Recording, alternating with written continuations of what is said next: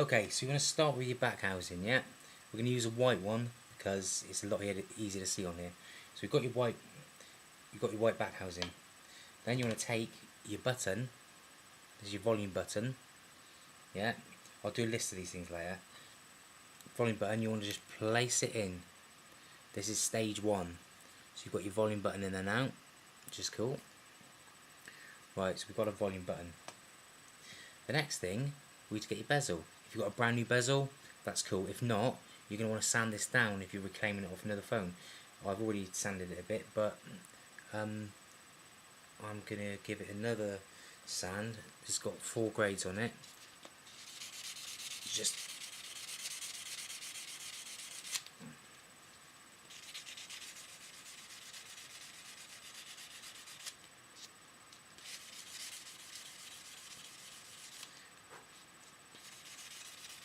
and so on the finer one, so it's just going from from a real coarse or hard grain to a finer one, and eventually you get a really nice bezel.